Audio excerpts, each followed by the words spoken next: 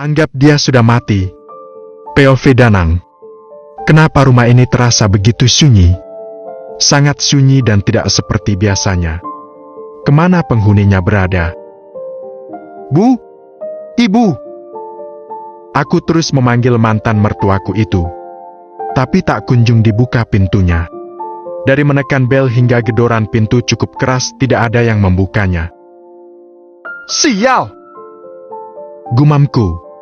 Karena saking kesalnya, akhirnya pintu rumah itu kutendang sekencang mungkin. Buka! Woi! Pada mati gak ketahuan kali ya? Teriakku lagi. Entah kenapa, setelah mentalak Indah, hilang juga rasa hormatku pada mereka. Assalamualaikum. Terdengar suara mengucap salam. Aku dan Maya menoleh ke sumber suara itu. Berat rasanya menjawab salamnya. Lagian moodku juga sedang tidak bagus. Waalaikumsalam. Jawab Maya lirih. Bunda. Sapa Maya. Bunda adalah tetangga mantan ibu mertua, juga tetangga Maya. Rumahnya persis di samping tanah kosong bekas rumah Maya dulu. Entahlah, padahal Indah dan Maya bertetangga, tapi aku dan Maya tidak pernah bertemu. Mungkin karena Maya harus tinggal jauh di kota Kalimantan saat kuliah dulu. Sedangkan aku mengenal Indah juga saat kuliah. Jadi wajar kalau misalnya aku tidak tahu Maya adalah teman Indah awalnya ketika dia melamar pekerjaan di perusahaanku. Maya sendiri tahu Indah telah menikah pun dari keluarganya.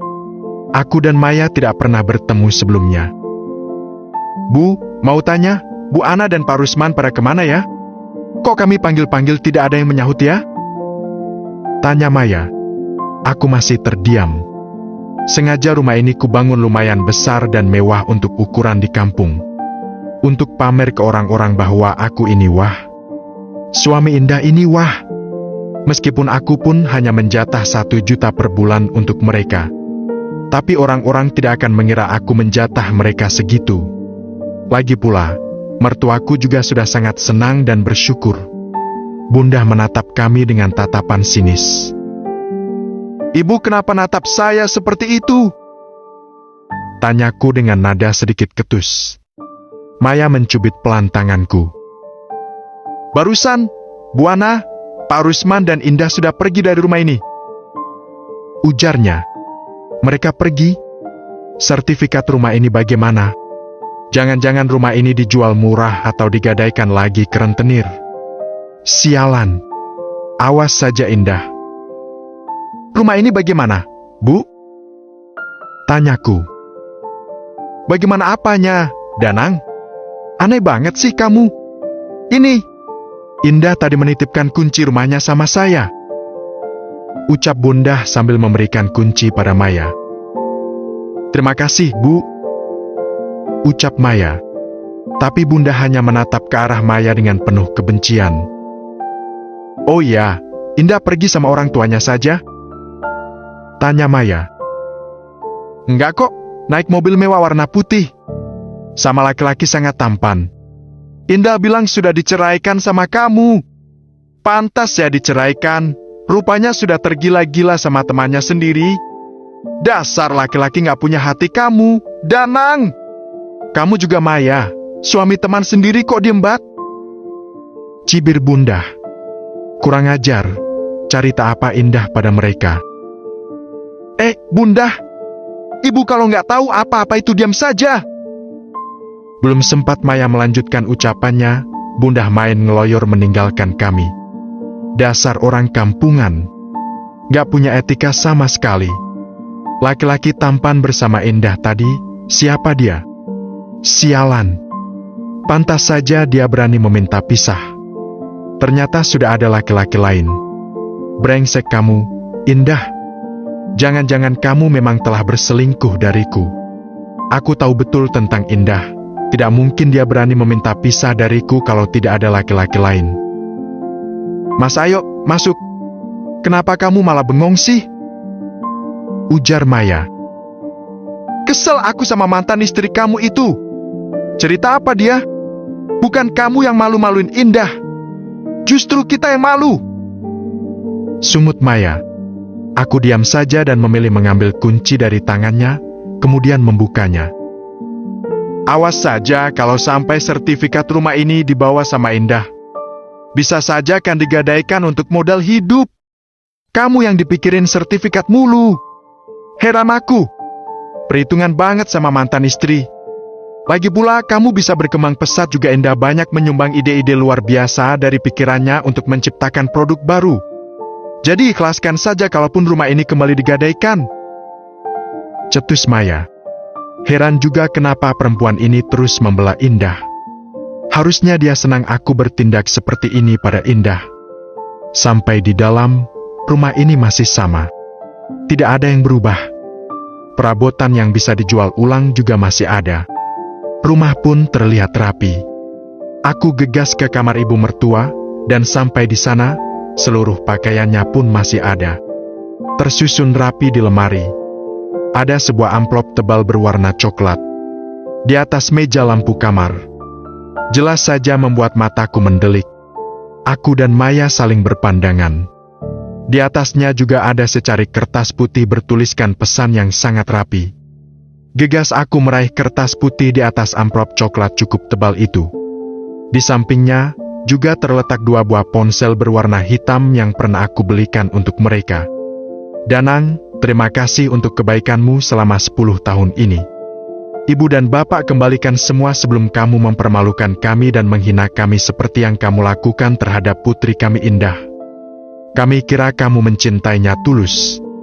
Menerima semua kekurangannya, seperti yang kamu katakan untuk mendapatkannya saat itu. Namun, ucapan hanyalah ucapan.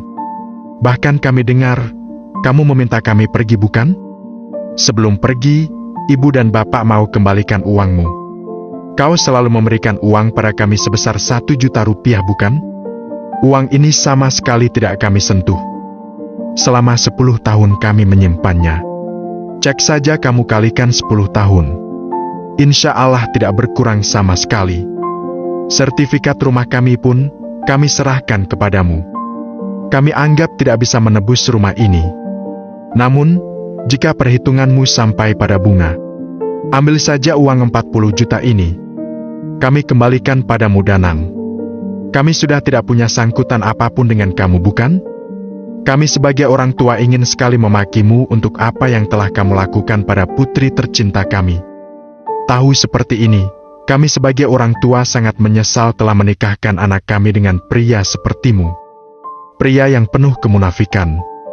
Tapi kami sadar ini sudah menjadi jalan hidup Indah. Setidaknya, dia belum terlambat untuk memperbaiki hidup dan mendapatkan kebahagiaan sejatinya bersama orang yang kelak benar-benar tulus mencintainya. Kami sudah tidak punya hutang apapun denganmu bukan? Jadi kami pergi pun tenang. Tanpa ada bayang-bayang seorang Danang. Hutang budi pada Danang. Selesai membaca surat itu, aku dan Maya saling berpandangan. Aku menelan ludahku sendiri. Ini seperti kejutan. Bagaimana mungkin semua ini? Dari mana mereka memiliki uang sebanyak ini? Atau jangan-jangan, Indah benar-benar telah menjual diri. Kalau tidak, maka tidak mungkin mereka memiliki uang sebanyak ini. Hingga mengembalikan uang 40 juta rupiah yang dulu kupakai untuk menebus rumah ini. Mas, ini semua benar? Nggak mimpi? Tanya Maya. Aku menggeleng. Kok bisa ya? Bukan mereka yang syak tapi kitalah yang seperti diberi kejutan. Ucapnya. Aku sendiri juga bingung. Kok bisa? Tapi lumayan jugalah uangnya. Dasar keluarga bodoh. Tidak mau menuntut apapun.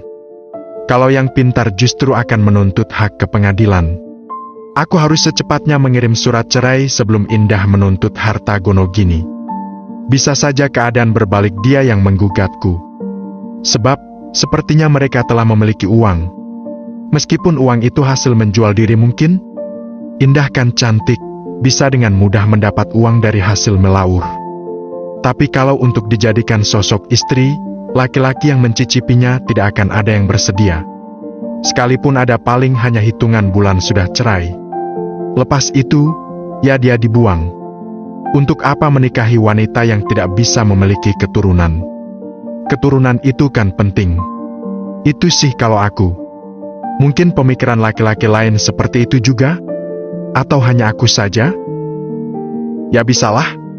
Mungkin saja Indah sudah bingung jadi dia cari mangsa pria hidung belang mungkin untuk mendapatkan uang?